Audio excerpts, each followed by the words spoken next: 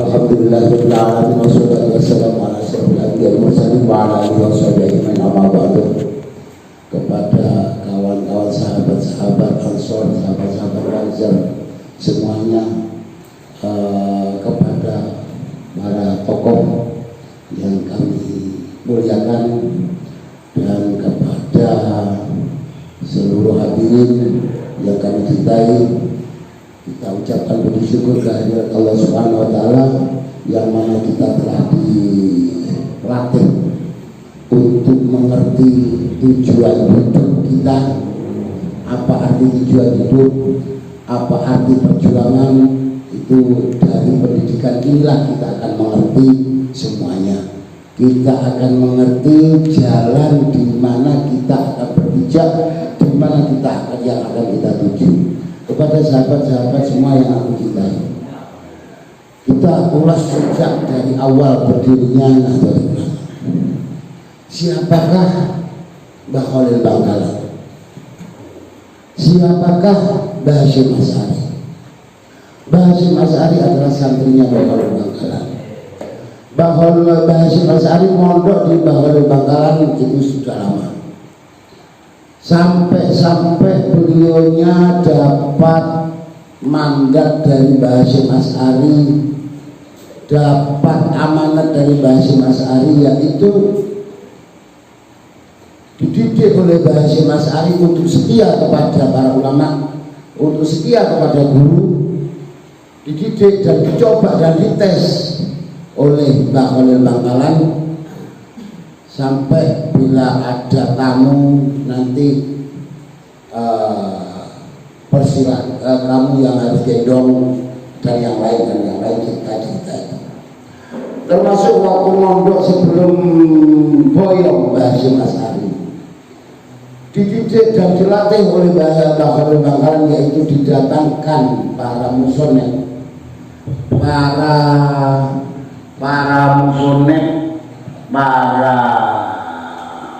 pengumpul hadis kutubus sittah. Didatangkan para pengumpul hadis tersebut untuk mengajari Mbah Hasyim Asy'ari tentang hadis. Jadi semua 6 orang pengumpul hadis itu sudah mengajarkan ilmunya, memberitahukan ilmunya kepada Mbah Hasyim Asy'ari waktu Mbah Hasyim Asy'ari masih mondok di Mbah Khalil Bangkalan. Dari situ itulah kekuatannya Mbah Khalil Bangkalan untuk mengisi pendidikannya Mbah Hasyim Asy'ari agar menjadi orang yang melaksanakan apa yang diperintahkan oleh Allah kepada Rasulullah Muhammad SAW. Yaitu dimodali Mbah Hasyim Asy'ari, dimodali hadis-hadis, semua apapun yang dikatakan oleh Rasulullah, yang disabdakan oleh Rasulullah, Mbah Hasyim Asy'ari faham. Karena apa? Karena Mbah Hasyim Asy'ari diajar langsung oleh para pengumpul hadis 6 orang itu, yaitu kutubus sittah. Lah ini keistimewaannya Mbah Khalil Bangkalan di dalam melatih dan mendidik yang bernama Mbah Hasyim Asy'ari. Untuk apa Mbah Hasyim Asy'ari di kemudian hari? Lah inilah yang sudah terjadi sekarang ini. Maka dari itu sahabat-sahabat semua, kita semua harus paham kenapa Nahdlatul Ulama kok mendunia. Karena kekuatannya ada di Mbah Hasyim Asy'ari. Yang memberi kekuatan untuk Mbah Hasyim Asy'ari kuat, yaitu dari yang mendidik untuk kuat itu siapa? Yaitu Mbah Khalil Bangkalan. Lah ini kawan-kawan, di dalam hati semua apa yang dikatakan Rasulullah itu sudah Mbah Hasyim Asy'ari hafal. Dan orang tidak mau, kalau sudah hafal apa yang dikatakan Rasulullah, kekuatan itu akan muncul sebagai penerusnya Rasulullah Muhammad SAW. Maka dari itu setelah boyong tidak memberikan pelajaran pada Mbah Hasyim Asy'ari Mbah Khalil ini hanya cukup tidak sampai 1 malam. tapi terhitung hitungan akhirat yaitu sekitar 40 tahun beliau mondok ada di para pengarang kutubus sittah itu tadi. Ini sahabat-sahabat harus paham kenapa Nahdlatul Ulama kuat, karena inilah kekuatan itu, yaitu apapun yang dikatakan Rasulullah Mbah Hasyim Asy'ari paham, Mbah Hasyim Asy'ari hafal. Yang mengajarkan siapa? Ya para pengarang, ya para pemumpul hadis itu sendiri.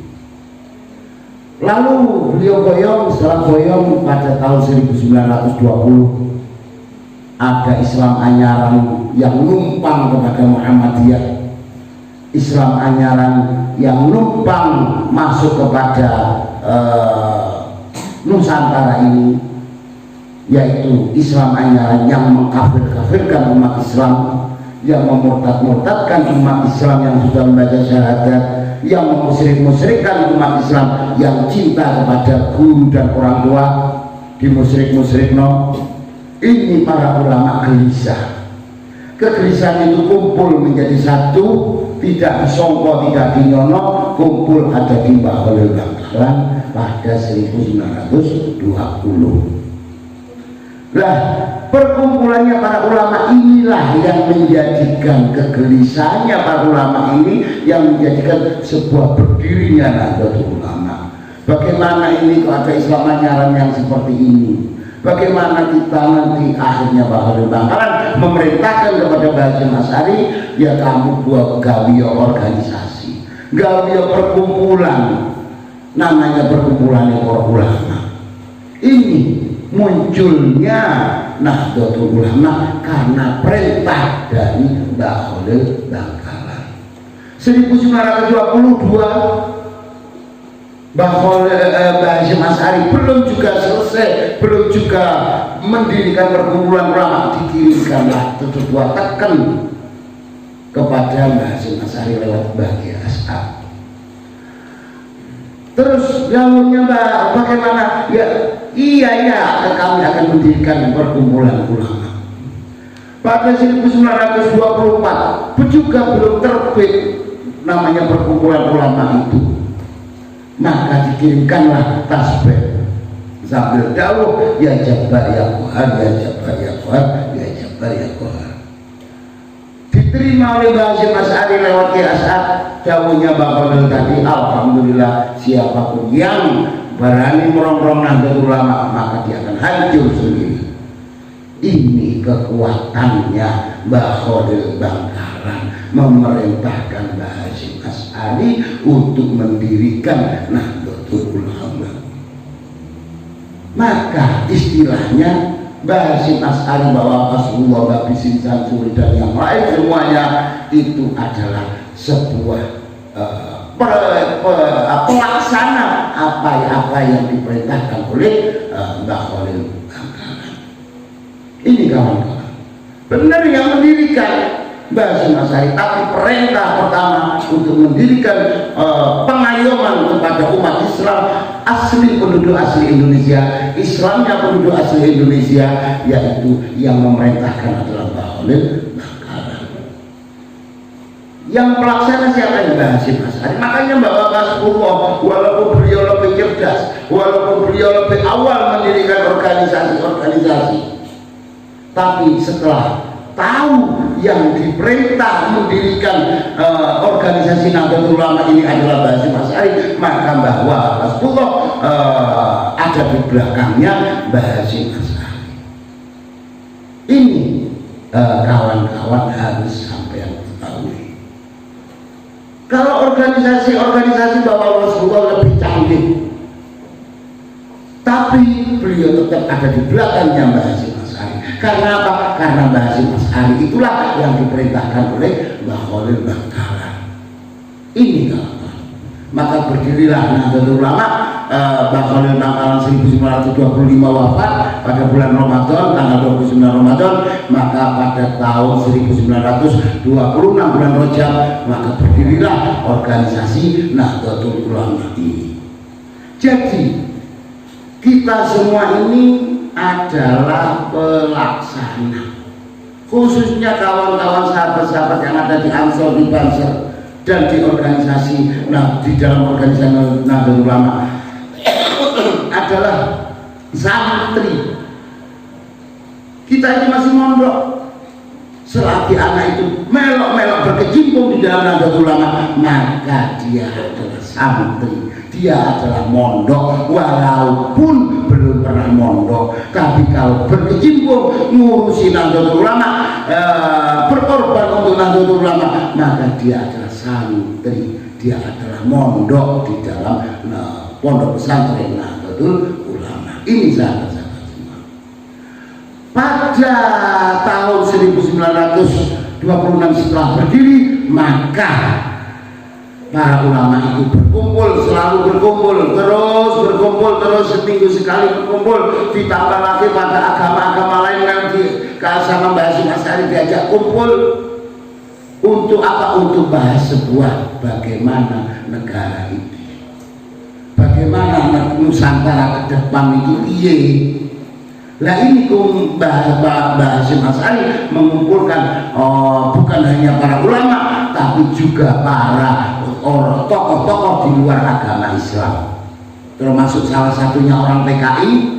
Ketuanya PKI ngomong, lah orang mikir negara piye ora di omah. Mbah Hasyim, oh ya wes saya kumpul kalau mau duit, bawa kalau mau duit gawe nang omah kuwi wong PKI kuwi.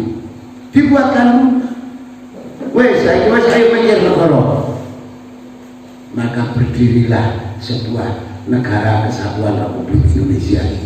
Siapa sing didadekno presiden? Wonten sing ngusul niku Soekarno niku. Sapa Soekarno niku? Mantune Soekarno. Oh ya wes aku ngerti maratuwane. Kalau orang kuno-kuno dulu udah nyampe mantu, aku gak urus apa, gak urus bocah wis aku urus penting urus wong tuane. Lah kan ngono kan. Carane golek mantu itu piye? Kulo sik menangi ngoten. Anak kula dipek mantu rakyat. Wis aku gak urus apa, gak urus Fauziah, aku urus Adi ae.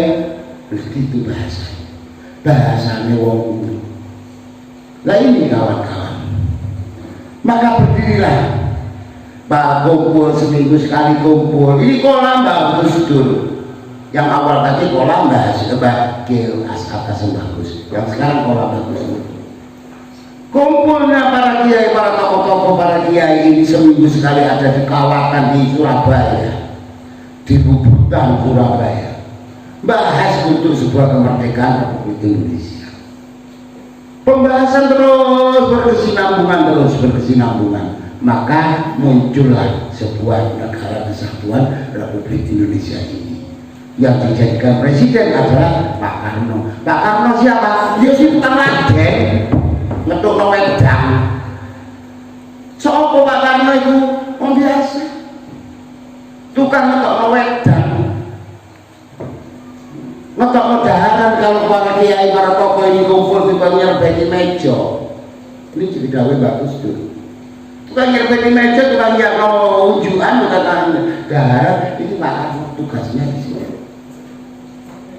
Akhirnya berhubung nurut nang kiai, akhirnya Allah memberikan kekuatan tersendiri buat Pak Karno. Lah ini kawan-kawan semua, cinta kepada ulama tanpa tebeng aling-aling, tanpa sebuah kedudukan atau apa-apa. Ini yang dijalani oleh Mbah Hasyim Asy'ari kepada Mbah Khalil Bangkalan, yang dijalani Pak Karno kepada Mbah Hasyim Asy'ari dan para ulama. Fasallim li ahlillah fi kulli muslimin. Nurut sirana wong sing ahlullah. Sapa ahlullah itu ya para ulama wa fi kulli muslimin, senajan hati kita bertentangan. Nurut tok nanti akan ada jalan menuju sebuah apa yang dicita-citakan. Ini kawan-kawan semua yang begini. Maka terus pada 1940 berdirilah proklamir. Pada 1945 pada bulan September berdiri sebuah keputusan, yaitu jihad untuk memerangi para pendatang untuk menyerbu Indonesia kembali. Maka diumumkanlah sebuah jihad untuk perang melawan para penjajah pada bulan itu bulan Agustus, September, Oktober, November, yaitu Oktober. Keputusan itu, di situ maka muncullah 10 November, yaitu Hari Pahlawan. Kenapa? Karena di situ Indonesia masih belum diterima oleh PBB pada 1945 pada bulan Agustus. PBB masih belum menerima. Maka diserbulah Indonesia dengan sekutu masuk kepada Indonesia pada bulan September, Agustus, September, Oktober. Dilawanlah oleh santri-santri untuk melawan para penjajah itu, maka muncullah 10 November adalah sebuah keputusan bahwa Indonesia merdeka, yang memutuskan siapa? PBB. Nah ini kawan-kawan semua sudah diakui oleh dunia, karena memang yang berkehendak adalah rakyat. Ini kawan-kawan. Terus pada muncul lagi pada 1900, muncul lagi 45 terus 58 pemberontakan, DITI, pemberontakan orang-orang yang tidak, orang-orang yang suka sok agamis tapi menghancurkan agama itu sendiri. Nah ini maka muncullah pada 1958, yaitu para ulama dibantai oleh orang-orang PKI itu. Jadi PKI bukan hanya 65, termasuk 48 para ulama itu juga dibantai. Perkumpulan ulama ada di Madiun, ada sekitar 300 ulama ada di Madiun dibantai oleh orang-orang PKI, termasuk keluarga Termas. Perkumpulannya para ulama wilayah Jawa Timur. Nah ini pada 1965 diulangi lagi oleh PKI, yaitu membantai para pemerintah, dan juga termasuk bapak saya juga dicari. Itu cerita ibu saya. Termasuk bapak saya dan ibu saya dicari oleh PKI. Akhirnya masuk ke dalam hutan bapak ibu saya ditinggal. Kok sing jari ibu saya kok gak nangis gitu katanya. Nah ini kawan. Jadi PKI itu ada dulu PKI itu memang memberontak. Dulu PKI itu membantai para kiai. Itu 1965, 58 dan 65. Bukan hanya para jenderal saja. Maka dari itu terima kasih kepada pemerintah yang sudah kokoh. Bila ada orang yang mau menjelek-jelekkan pemerintah, maka akan dibantai oleh pemerintah. Termasuk yang barusan kemarin, yaitu FPI sekarang itu. Terima kasih sampai tidak kabut-kabutan. Sampai punya prinsip hubbul waton minal iman yang sudah dicetuskan oleh Mbah Hasyim Asy'ari pada 1916. Itu kawan-kawan. Lalu pada selanjutnya mereka juga tidak putus asa Wahabi. Siapakah Wahabi? Wahabi adalah Amerika siapa? Yahudi. Ini perongrongan terus berkesinambungan. Maka dari itu kita semua harus kokoh, yaitu kita mengabdi untuk para ulama, mengabdi untuk negara. Karena apa? Karena amanatnya Rasulullah Muhammad SAW, titip syariatku lan titip anak putuku, itu terjadi ada di Negara Kesatuan Republik Indonesia. Besok itu kata Rasulullah, ada umatku yang masuk Islamnya paling akhir, tapi dia paling cinta kepadaku. Orangnya paling banyak seluruh dunia, tapi Islamnya terakhir. Dicari oleh para ulama Mesir, hadis itu ternyata ketemu ada di Indonesia. Saben bengi selawatan, mosok weruh atine selawatan. Nah, wis pokoke ya Rabbi sholli ala Muhammad, ya Rabbi sholli alaihi wasallam, maknane ra weruh. Nah, dari waca wae. Nah, ini bukti. Setelah itu kita hormat kepada bangsa habaib. Kita hormat kepada bangsa sayyid. Bangsa Sayyid adalah anak cucunya Sayyidina Hasan. Perlu sama ketahui, kalau Sayyid itu adalah anak cucunya Sayyidina Hasan, kalau Habaib itu adalah anak cucunya Sayyidina Husain. Kita semua hormat kepada bangsa Habaib, tapi kita tidak meninggalkan keputusan Nahdlatul Ulama. Kalau Nahdlatul Ulama memutuskan ini bangsa Habaib seperti itu, ya mau silakan kan gitu kan.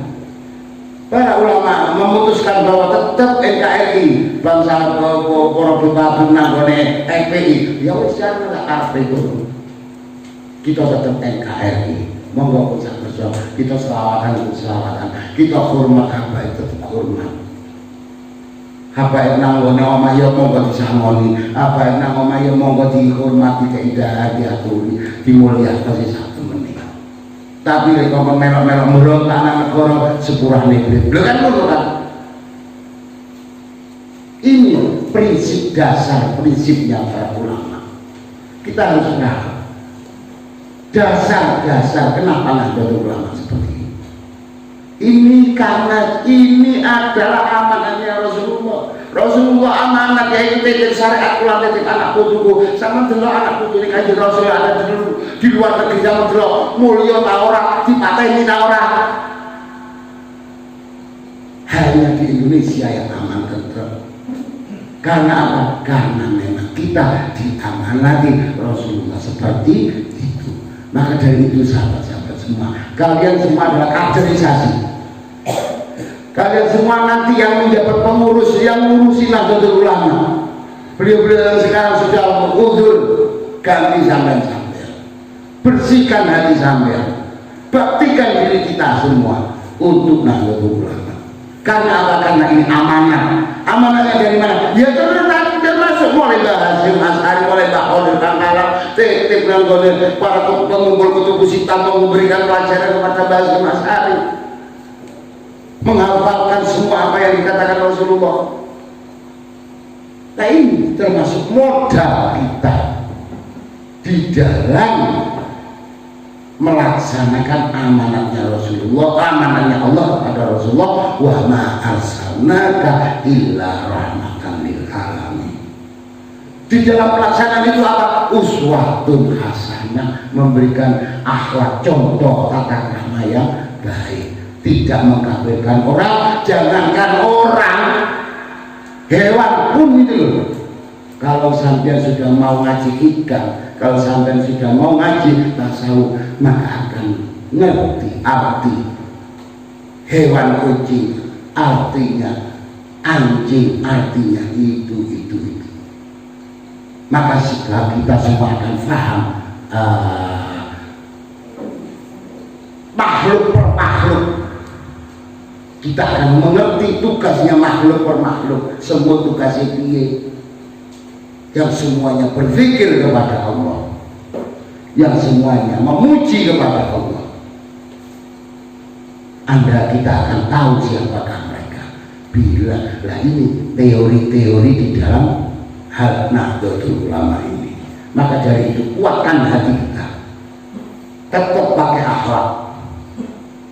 Sekarang Nahdlatul Ulama umurnya hampir 100 tahun.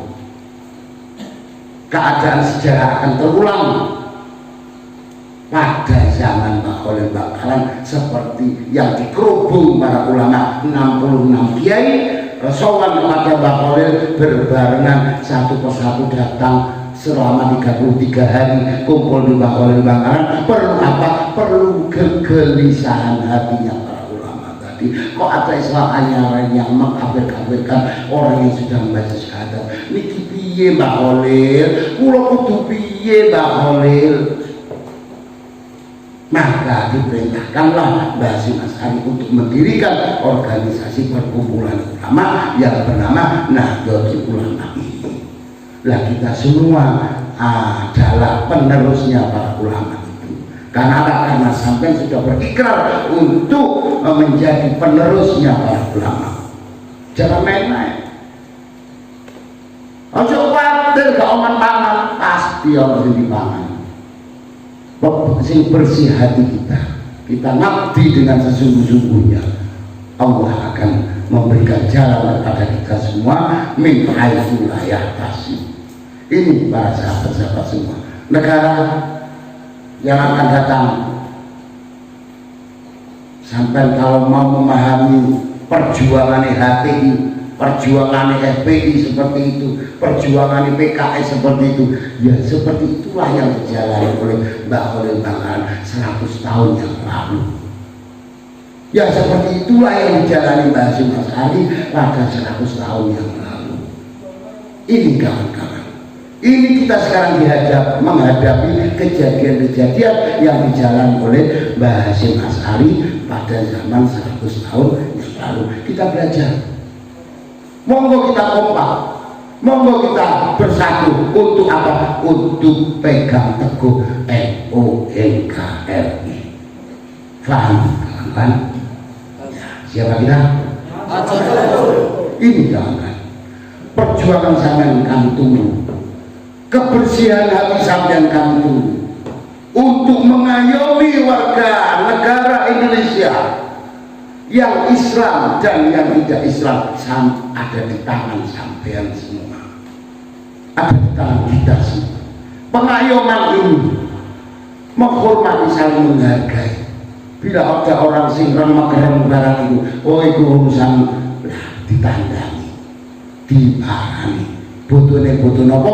Butuhne ben ayo kabeh, butuhne ibadah krana apa? Krana Allah menciptakan jin, malaikat jin dan manusia untuk beribadah kepada Allah Subhanahu wa taala. Aja terus sing mikir layang ben wong Cina sing gawe sampeyan kabeh sing nuku.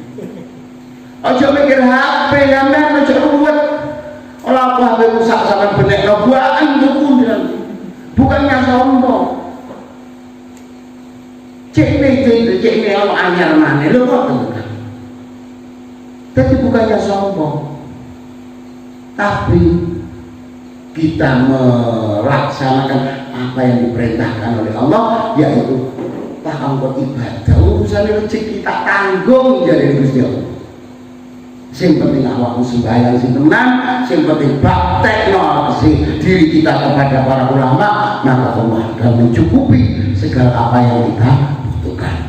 Demikian selamat berjuang kepada sahabat-sahabat semua untuk NKRI pada 100 tahun yang akan datang.